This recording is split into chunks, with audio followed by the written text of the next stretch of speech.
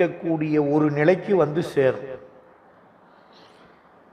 அதுக்கெல்லாம் துணை செய்யறவங்க தான் பரிவார மூர்த்திகள். நேராக கலெக்டர் ஆஃபீஸ் போய் கலெக்டரை பார்த்துட முடியுமா என்னங்க? கலெக்டர் பார்த்து கூப்பிட்டா நேராக போகலாம். கலெக்டர் தெரியாத நான் போய் கலெக்டரை பார்க்கணும்னா முதல்லயே கேட்டில் நிற்பாங்க. என்னையா கலெக்டரை பார்க்கணும்? கலெக்டரை பார்க்கணுமா? என்ன விஷயம்? விஷயம் இருந்தால் தான் விடுவாங்க.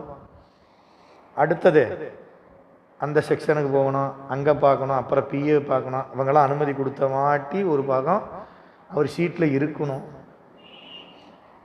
இதெல்லாம் இருக்குது. அப்போ சீட்டில் இருக்கணும் என்ன அர்த்தங்க? பெருமான நம்ம அறிவுக்குள்ள இருக்கணும், இருந்து அங்கே பார்க்கணும். அப்போ தான் இங்கே இருக்கிறவங்க அங்கே இருக்கிறான்னு உணர்வு வரும், உள்ளம் கசியும், கண்ணில் தண்ணி வரும். இப்படி தான் வழிபாடு செஞ்சாங்க நம்முடைய மூவர் முதலிகள், மணிவாசகர்லாம் போய்.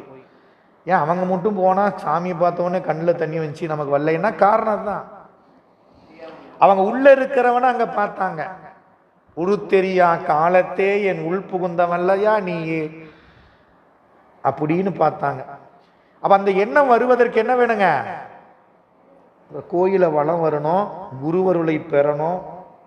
இப்படிலாம் வழிபாடு செஞ்சு செஞ்சு அவங்க அந்த நிலையில நீங்க ஆன்மார்த்த பூசை செஞ்சா கூட பரிவார வழிபாடு பண்ணிட்டு தான் ஆன்மார்த்த மூர்த்திக்குரிய வழிபாட்டுக்கு போகணும்.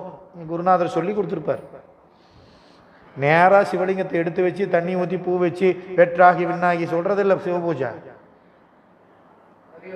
ஆமா, முதல்ல குரு வணக்கம், விநாயகர் வணக்கம் இருக்குது, குரு வணக்கம் இருக்குது, உடம்ப கோயிலாக்கணும், அப்புறம் சிவசூரியனை கும்பிடணும், அவனுடைய சக்தி, அப்புறம் பீடம் 2 இருக்குது, திருமகள் கலைமகள் வரிசையா வச்சிருக்கோம்ல விரிப்பு. இதெல்லாம் ஏன் வச்சாங்க? இது முறையாக சென்றாதான் நம் அறிவு, நம் மனம் ஒரு நிலைக்கு வரும். அப்புறமா ஆன்மார்த்திய மூர்த்தி எடுத்து வைக்கிறப்ப ஒரு கனெக்ஷன் வரும். இங்க இருக்கிறவன் தாயா நீ, அவன்தாயா நீ, இவன்தானா அவன்தானான்னு சினிமாவில் பாடுற மாதிரி அவன்தான் இவன், இவன்தான் அவங்கிற ஒரு அட்டாச்மெண்ட் வரும்.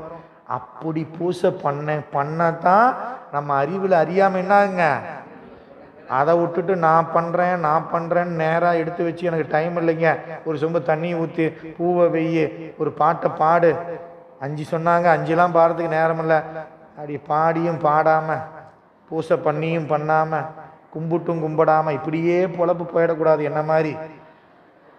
அதுதான் திருமூலர் சொல்றாரு, தத்துவம் 7 வித்தை 1 கூடிய 8 பொகுட்டு முதலியன சிவதத்துவம்